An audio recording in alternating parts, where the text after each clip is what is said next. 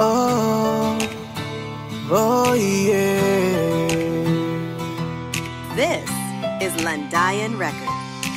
Alpaca paro, sigaw ng kapatiran ko. San mang sulok ng mundo may kakamay at lalapit sa iyo.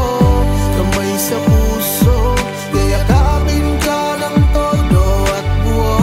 At pag-respeto, ay dala ng kapatirang alpaca paro. Ako'y pumasok sa kapatiran dahil ito ay ginusto ko. At pinili kong mapabilang sa alpaca paro. At dito ko natutunang makisama, rumispeto. At sa hindi inaasahang may nakuha pang talento. Ako pala si Yakos Pateg nang galing pang Mindanao. At proud kong isigaw ang baluarte kong Davao. Chapter ko Epsilon Lambda, Municipality of Baganga. Advisor ko si Francis Raymond at si Dan Ranara. Sila ang tumatak kung saan ako nagmula. Pinaghirapan, pinagsikapan mula sa puso ang gawa. At ito kami ngayon, parami ng parami. At mas lalong tumatagal, laging solido pa kami. Kaya sa inyo lahat, pakinggan nyo muna to.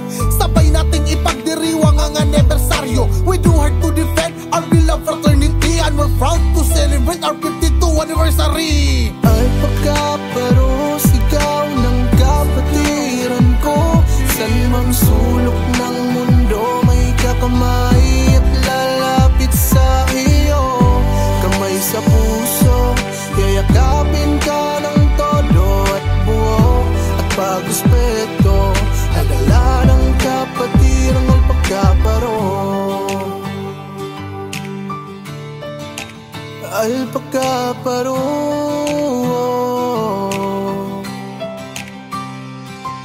The Acro Fraternity and Escaptor Sorority, ito ay aming tinatag ba't moron activity. Hindi kami nagsawang tumutulong sa nangangailangan. Sarili pundo pera hangad ng aming kapatiran. Kapatiran, pagod puyat aming sinakripisyo para lang makabuo ng mga magagandang proyekto. Proyekto, ito ay hangad ng aming kapatiran. Kasi ito ang dahilan kaya maraming natulungan. Natulungan mga tao naming pinasaya sa kahirapan, pero hindi namin ito hinuhusga. Kami pumasok sa kapatiran na may sinumpaan, sabay pag-aral sa doktrina at aming pininindigan.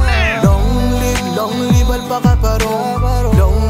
Long live alpaca paro. Alpaca paro, ako mananatiling matatag, mapalusong Visayas, Mindanao, hindi matitibag.